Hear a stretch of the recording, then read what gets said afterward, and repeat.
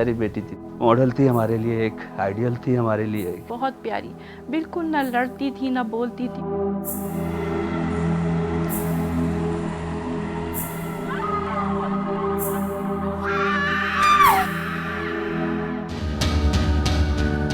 बेनकाब। माशरे और समाज में मर्द और औरत की बराबरी के दावे मौजूद हैं, लेकिन इन दावों की हकीकत जानने की कोशिश की जाए तो सिवाय रेत के हाथ में कुछ नहीं आता। तारीख के गुमनाम गोशों से लेकर 21वीं सदी की हैरानकुन तरक्की तक औरत मर्द के जुल्म तशद्दुद का शिकार बनती चली आई है। मजहबी और निसाब की किताबों में औरत की हुर्मत, तकद्दुस और अजमत की दास्तानें इस तरह से मौजूद हैं कि अगर उनको ना माना गया तो औरत की अजमत से मुनकर को दूसरी सांस नहीं आएगी। तीसरी दुनिया में तो इस दूसरी जिन्स की हालत लाइक़ रहम है। कहीं कारोकारी जैसी बेहुदा रस्में तो कहीं कबायली क़वानीन, कभी घरेलू तशद्दुद तो कभी शौहर के हाथों जिल्लत और रुसवाई। हमें अपने आसपास इस तक़द्दुस की पामाली के मनाजिर इस तरह दिखाई देते हैं कि जैसे ये सब करना कोई तफरीह या शुगल है और इनकी तकमील किसी नफसानी जज्बे की तस्कीन है।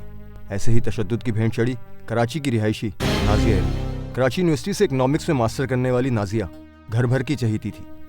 कमर अजीज से शादी के बाद वो बहुत खुश थी और वक्त के पंछी ने कब 4 सालों की परवास कर ली, नाजिया को मालूम ही ना हुआ कि अचानक गुज़िश्ता साल 9 अप्रैल को नाजिया की सरबरीदा लाश उसके कमरे से निकली। मैं जैसे ही घर में दाखिल हुआ हूँ तो मेरी वालदा बैठी हुई थी, रो रही थी, बहन थी वो रो रही थी। मैंने पूछा क्या हुआ, तो बोले इरम नहीं रही। तो एकदम से मैं चीखा, मैंने कहा कहाँ है इरम, और रोता रोता मैं उसके कमरे की तरफ गया तो देखा मेरे भाई वगैरह बहनोई वगैरह खड़े हुए ऊपर सब। और कमरे के बाद जैसे ही मैं गया तो मुझे रोक दिया, देखने नहीं दिया उसको। चादर डली हुई थी उसके ऊपर। जब हम अंदर गए तो वो चादर से ढकी हुई थी।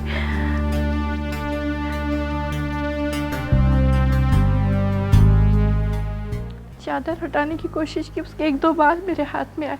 उसकी भाभी यूं कमर से पकड़ के मुझे घसीट ली, बोली नहीं नहीं कुछ नहीं हुआ है, अभी डॉक्टर आ रहा है। हमने मेरी इरम को तुमने चादर क्यों उड़ाया, जिंदा तो है? बोली हाँ जिंदा है, डॉक्टर आ रहा है।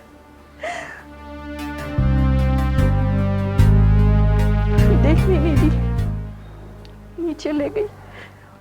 उसके बाद सबके रोने की आवाज़ आई, पता चल गया ये रोती हुई बाहर निकली, क्या मतलब, मतलब देखने नहीं दे रहे हैं, ऊपर तक चादर ढका हुआ।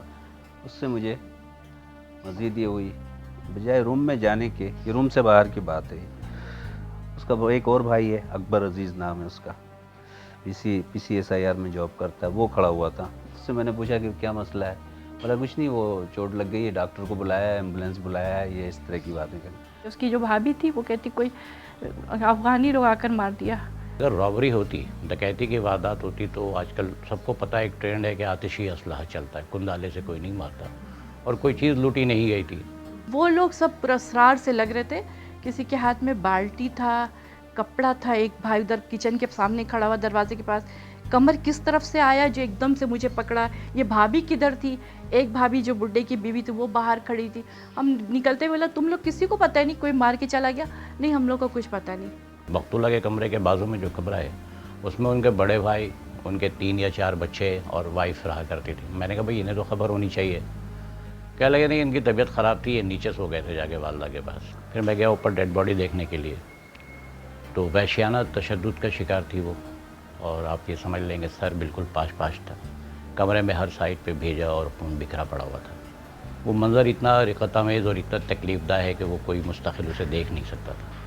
तो मैं ज़बरदस्ती करके जैसे उसके बिस्तर के पास गया, हटा के देखने लगा, तो ऐसे ही हाथ रखा था मैंने बिस्तर के ऊपर, तो चादर नहीं हटा सका मैं, लोगों ने रोक दिया था मुझे, लेकिन मैंने बिस्तर पे हाथ रखा तो एक हड्डी का एक पीस मेरे हाथ में आया था। तो मैंने उसे उठा के देखा तो उसकी नाक की हड्डी टूट के मेरे हाथ में थी। दीवार के ऊपर भी ठीक ठाक खून लगा हुआ था, जो कि काफ़ी हाइट पे था, 4 से 5 फीट के ऊपर। पर्दा जो था उसके ऊपर खून लगा हुआ था। उसके बेड के ऊपर टोटल ब्लड फैला हुआ था। उनको 2 दिन इंट्रोगेशन के लिए बुलाते रहे और 2 दिन में ये बात सामने आई कि जी अनवर अजीज़ जो लड़की का जेठ था उसने मर्डर किया है। 2 दिन के बाद इनके जो भाई हैं जेठ अनवर अजीज़, उनको इन्होंने सामने किया कि इन्होंने कत्ल किया है और एक्सेप्ट किया है। उनके स्टेटमेंट में पुलिस आके उनको लेकर गई, उनका स्टेटमेंट वहाँ भी रिकॉर्ड हुआ। हथियार उनसे बरामद किया गया, वो था एक हथौड़ी। इनके भाई ने जो एक्सेप्ट किया है वो एक 70 साल के बूढ़े आदमी हैं, और जिस तरीके से बहन को मारा गया है और जो सर पे उसके निशान हैं कि सर पे बैक साइड पे, लेफ़्ट साइड पे और राइट साइड पे जिस तरीके से निशान है और जिस तरह से उसका हाथ टूटा हुआ है और उसके हाथ में बालों के मौजूद होना, इस बात बिल्कुल इस चीज़ें साफ जाहिर हो जाती है कि ये एक बंदे का काम नहीं है। घर के जो दूसरे फर्द हैं उनको सेफ करने के लिए इसने अपने सर ये इल्ज़ाम ले लिया है। ये मुमकिन है? बेनकाब